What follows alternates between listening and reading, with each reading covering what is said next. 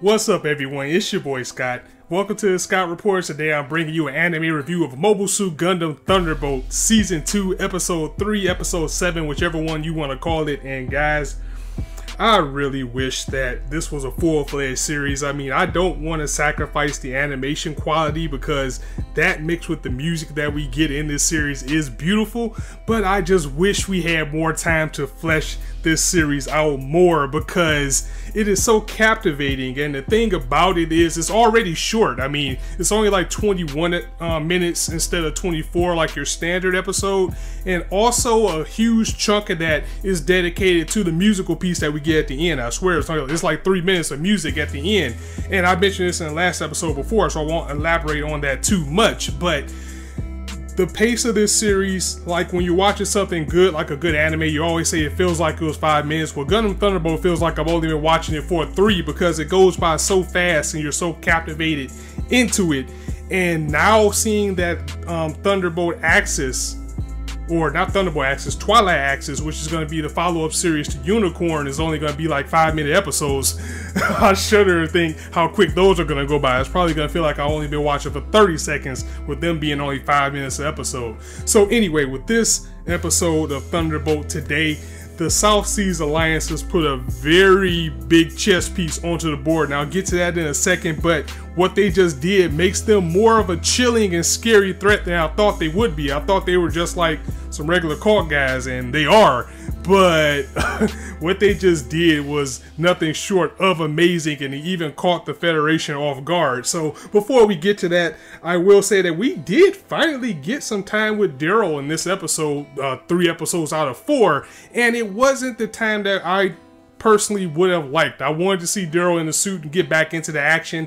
However, we do catch up with Daryl as he has been nursing Carla back to as much mental stability as she can. I mean, she went completely insane after the trauma that she's seen after the war at the last episode, and also sacrificing herself to make that Zaku the way it is for Daryl. And now he is tasked with kind of walking her back to her mental stability, as he may be the only key, or at least a key to make life for her a little bit easier, as she's so out of it right now that she sees Daryl as her father. And he goes along with it, of course, out of guilt, because, you know, it's practically, well, that's not entirely his fault that she's in his position, but he does have a big part of it because she took this step, this sacrifice, to make him the way that he needed to be in order to pilot that Psycho Gundam. But at the same time, he really does truly care about her. So to see that he's still there for her and supporting her in that sense, that makes him a good character overall, because he just didn't abandon her. He's still there by his side. And it's just kind of sad to see that he has to go through this and just sit up and hope that one day she can get her mind back to normal. But with Daryl, he's been sent out with the new character who has been touched on so briefly that I forgot his name already, the new blonde Zeon kid, who I didn't know was a new type. So that was pretty interesting. They were sent out to actually infiltrate this camp to find a spy, and it seems like they were chasing after a little girl. And the action that we did get in this episode came from that, as it looks like the South Seas Alliance has decided to insert themselves in and stop the Zeon from getting these Zakus, and the Federation, they're pretty much in the way too. So it looks like we got a 3-way battle between the Earth Federation, the South Seas Alliance, and also Zeon, as well as the South Seas Alliance commander is none other than Claudia Peer. Yes, Claudia Peer. Like, if you remember from season 1, Io saw her blow her brains out. So can these guys resurrect the dead? Because that's kind of hard to fake when you saw the bullet go through her head.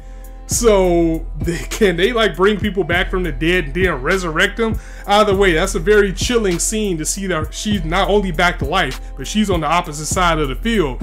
And we didn't get that much Io and Bianca this episode. In fact, this season of Gundam Thunderbolt has been a little bit more lighthearted than even season 1, as they were sidelined this one because of the battle that they had in episode 2.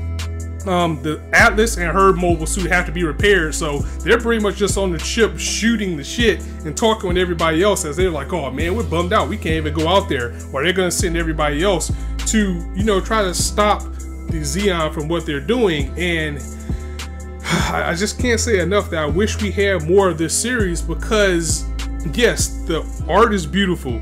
The music is beautiful, especially the soundtrack we had with this one was more of a jazz Caribbean type, and I did like the infiltration piece we got with the music that we had this time, just like how I like the groovy jazz number that we got in episode 2. However, because they have to do this for this series, it takes away from giving us more because we only have 4 episodes, and when you look up and it's halfway over and only thing that's passed by is maybe 2 major things, I know it sounds like it's a negative for the series, and it may actually be because they spend so much time dressing this series up because it's an OVA that is not enough time to get into the meat of the matter until you get to the end of the episode, and then you come back into it and then you have to go through that same thing again. So it's kind of like I'm not keen with how much is left in the actual source for this series. Like, I don't read the manga or the source that it's from, so I don't know if they're stretching this series out in order to buy more time for it. I mean, we definitely have to get another season because it doesn't seem like anything is going to be wrapped up in this 4th episode, because we're not even going to get EO versus Daryl in the next episode. It looks like it's going to be EO versus Claudia, and perhaps Bianca's gonna go on the field and she might cross paths with either this new type or Daryl himself. So I absolutely love this series because I love Gundam. I love the Universal Century because you can do so much with the Universal Century, but it just seems like, I mean, it really does feel like we only have 4 episodes and it's too much content for them to cover in that time. And personally, I feel like that's hurting this series just a little bit. So overall, this was a very quick episode. I mean, it felt really fast like that. Again, it felt like I was only watching for 3 minutes. And this entire 2nd season, as a matter of fact, felt like more of a setup to bigger things to come. So I'm hoping that we have another season of this in the wings, because it honestly, it kind of feels like filler. It really does. I mean, of course, the 2nd episode of this was the best of the 3 out of the 4 that we're gonna get. We still have to see episode 4 at the end of next month,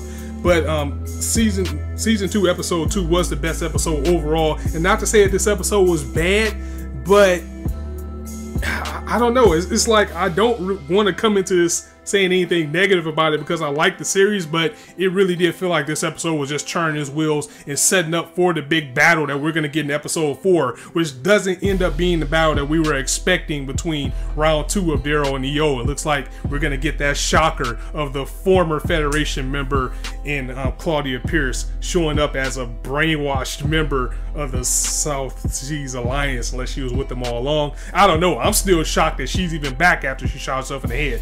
So yeah, guys, let me know what you thought of this episode in the comments below, and let know what you think of Gundam Thunderbolt. So surprised I gotta be tongue-tied, but let me know what you thought of Thunderbolt Gundam overall, like season 2. Do you feel like season 2 was more of a filler like I do? Because yes, they are good episodes, but I just don't feel like we're really progressing anywhere. I mean, we're just getting pieces set up to perhaps more episodes coming in the future, and I'll get with you guys later. So if you like this video, go ahead and drop it a like, and if you want to hear more, go ahead and hit that subscribe button if there's not a shortage of content you indulge on this channel. As I always say, you guys are anywhere on YouTube right now, but you chose to listen to me. I really appreciate that, so thanks for stopping by. On that note, it's your boy Scott signing out. See you soon.